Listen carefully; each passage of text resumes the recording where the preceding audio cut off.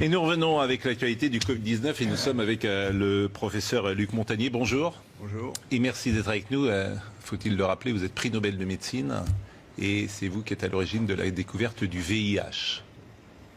Bon, c'est une longue histoire, mais intéressante aussi pour l'actualité, parce que on a une expérience de choses qui se sont passées, qui ont été très difficiles à contrôler là-bas à ce moment-là.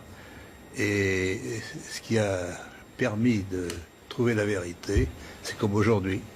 Alors ce qui m'intéresse ce matin, c'est que vous travaillez en ce moment sur le virus. Je travaille, mais pas forcément au labo, puisque on travaille sur ordinateur avec un collègue, et puis c'est tout.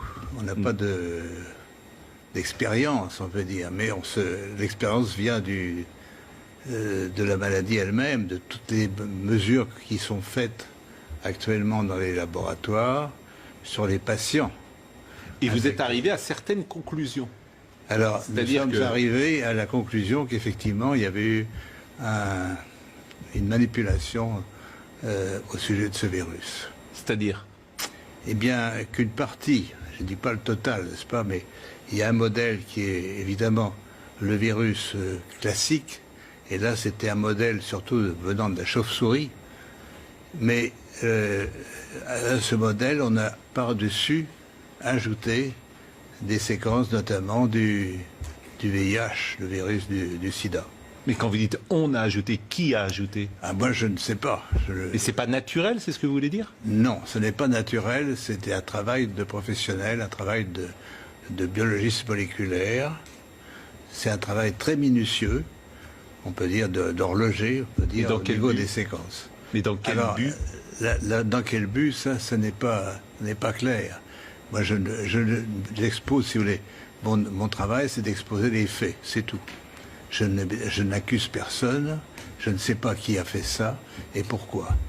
La possibilité, c'est peut-être que ils ont voulu faire, on ne sait pas, on a voulu faire un vaccin contre le sida. Donc on a pris des petites séquences du virus et on les a installées dans la séquence plus grande du coronavirus. Alors je suis pas sûr de comprendre tout ce que vous dites. C'est-à-dire que dans ce virus, il y a une part de VIH? Voilà, c'est ça.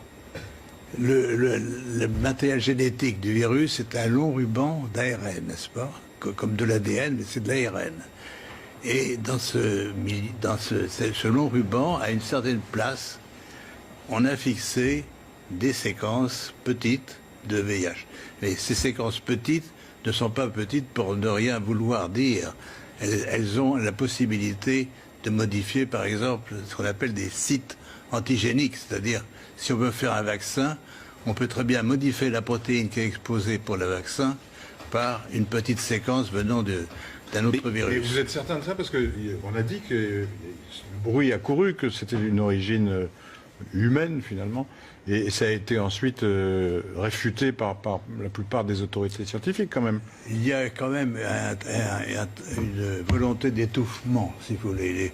Les travaux, nous ne sommes pas les premiers. Un groupe de chercheurs indiens, très, très renommés, avait publié la même chose. On les aura forcés à rétracter. Et on les a forcés comment? C'est-à-dire, c'est annulé. Il y a, si vous regardez leur publication, vous avez une grande bande annulée parce que... Mais ce que vous dites là, la plupart des scientifiques disent le contraire, quand même. De moins en moins.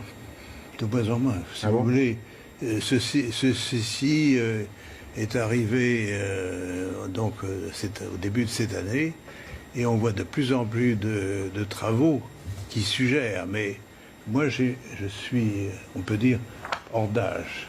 Je suis prix Nobel et je peux travailler librement. J'ai donc aucune pression sur moi qui peut agir. Ce que vous dites,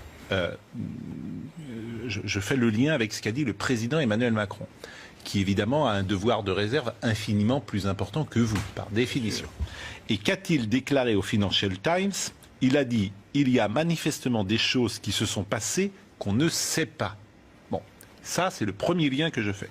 Le deuxième lien que je fais, c'est avec Mike Pompeo, le chef de la diplomatie américaine, qui a dit: nous menons une enquête exhaustive sur tout ce que nous pouvons apprendre sur la façon dont ce virus s'est propagé, a contaminé le monde et a provoqué une telle tragédie.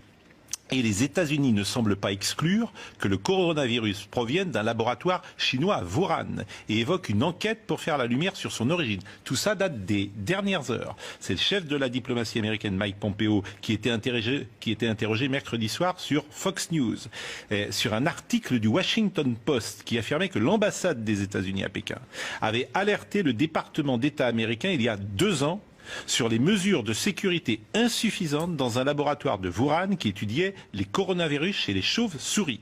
Monsieur Pompeo a été questionné également sur les informations de Fox News selon lesquelles plusieurs sources pensent désormais que le Covid-19 actuel, signalé pour la première fois justement à Wuhan en décembre, émane de ce même laboratoire, même s'il s'agirait bien d'un virus naturel, pas d'un agent pathogène créé par les Chinois, et que sa fuite ne serait pas volontaire mais due au mauvais protocole de sécurité. Voilà ce qui s'est dit. Mais bien sûr que il faut se méfier. Mais oui, que les autres sources. j'entends bien. Et après, on vous interrogera sur la manière dont vous travaillez aujourd'hui pour arriver à ces conclusions-là. Bien sûr. Yvan Rioufol. Ce que vous annoncez est énorme. C'est une bombe nucléaire, si je puis dire. Mais je voudrais, pour bien être sûr d'avoir compris, cette trace de VIH ne peut pas résulter d'un croisement naturel, enfin, ou d'un croisement, en tout cas, entre espèces animales et humaines. Ça ne peut être que la main de quelqu'un d'autre, la main d'un homme. Absolument. Il y a dans cette affaire une concentration, si vous voulez. Vous avez un long ruban, il y a 30 000 bases, si vous voulez, 30 000 signes qui portent le matériel génétique, et tout est concentré dans les 30 000, dans 1000 bases, même moins de 1000 bases. Donc, qui a attaché des petits morceaux, il y a une partie de ce génome donc, qui est faite en fait du VIH. Mais est-ce que, par exemple, il y a une majorité de séquences du VIH. Est-ce qu'on le voit? Oui. Ça se voit comment? Par la séquence. On a un matériel très simple. C'est un système informatique qui permet de repérer une séquence que vous cherchez. Non, mais si je dis, par exemple, pour que les choses soient claires, si je dis du VIH dans le Covid, est-ce que c'est exact ce que je dis là? C'est exact, mais ça ne veut pas dire qu'il y a assez de VIH pour faire une grande protéine de VIH. Il y a assez de matériel pour modifier ce qu'on appelle un site antigénique, c'est-à-dire modifier un peu la protéine du coronavirus pour la faire reconnaître par le système immunitaire comme VIH. Mais les conséquences sur le VIH, qui est une maladie extrêmement grave, et avec les conséquences que l'on sait, les conséquences pour ceux... Et alors là, moi, je fais très attention forcément à ce que je dis, parce que je pense à ceux qui ont eu le Covid-19. Vous pouvez évaluer aujourd'hui les conséquences. Il serait intéressant de regarder, de voir s'il y a des anticorps produits chez ces patients contre le VIH, contre une protéine du VIH. Ça serait intéressant à faire. Et est-ce que vous savez, à votre connaissance, est-ce que vous savez si le professeur Raoult, qui est donc un des spécialistes mondiaux de cette affaire-là, a eu également ce traçage en vue, a diagnostiqué, si je puis dire, cette trace de VIH, et est-ce qu'il y a des médicaments qui peuvent y remédier? Non, mais il y a eu des médicaments antiviraux, antirétroviraux contre le VIH qui ont eu un certain effet, mais enfin pas aussi bien que l'hydroxychloroquine. Donc ça a été abandonné maintenant. Et il y a une pression énorme pour que tout ce qui est sur l'origine du virus, c'est le blackout. Oui, monsieur Montagnier. Bon, oui. Non seulement les États-Unis sont au courant, mais ils ont financé une partie des recherches faites dans le laboratoire de Wuhan. C'est publié maintenant. C'est dingue. Ça également. Donc c'est une affaire pas seulement chinoise.